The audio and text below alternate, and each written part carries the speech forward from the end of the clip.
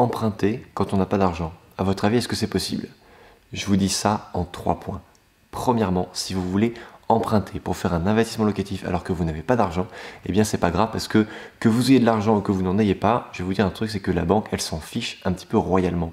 Ce qu'elle regarde, la banque, c'est votre situation. Si vous avez des revenus constant et que vous n'avez pas les yeux plus gros que le ventre, c'est-à-dire que vous faites un investissement qui n'est pas trop coûteux et qui est en rapport avec vos revenus, eh bien la banque dira oui. Pourquoi elle dira oui? Parce que vous allez avoir un organisme de cautionnement type Crédit Logement qui va se porter caution pour vous. C'est-à-dire que ce n'est pas la banque qui va porter le risque, c'est Crédit Logement qui va supporter le risque pour vous et qui va payer la banque si jamais vous avez un accident de crédit, si jamais vous n'arrivez pas à rembourser le crédit, tout simplement. Donc, pour ce qui est de votre situation, simplement des revenus constants. Et au niveau du fait que le banquier ne gère qu'un risque, et ce qui est vrai, eh bien ce risque il est supporté par Crédit Logement.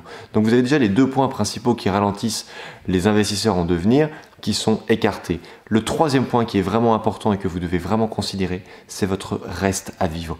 Le banquier va regarder quelles sont vos entrées, quelles sont vos sorties, quel sera votre reste à vivre une fois que vous aurez payé le crédit. Et si ce reste à vivre est d'environ 1200-1500 euros par mois, eh bien ça suffit, c'est ok. Avec 1500 euros par mois, on peut payer son loyer, on peut payer le crédit de sa voiture, on peut payer ses factures, on peut faire ses courses, on peut payer l'école de ses enfants. Alors certes, à la fin, il reste plus grand chose du tout, mais quand même, ça n'est pas la banque qui vous met dans le rouge puisque elle vous aura octroyé un crédit en vous laissant une partie de reste à vivre suffisante.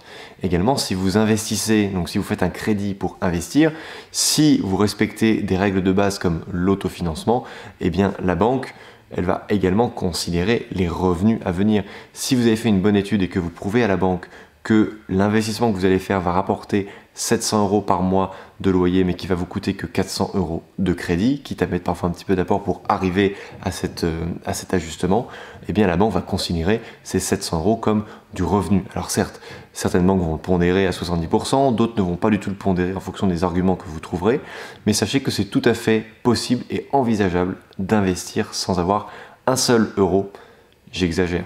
Si vous n'avez pas beaucoup d'argent sur vos comptes en banque, seule votre situation et la constance de vos revenus comptent.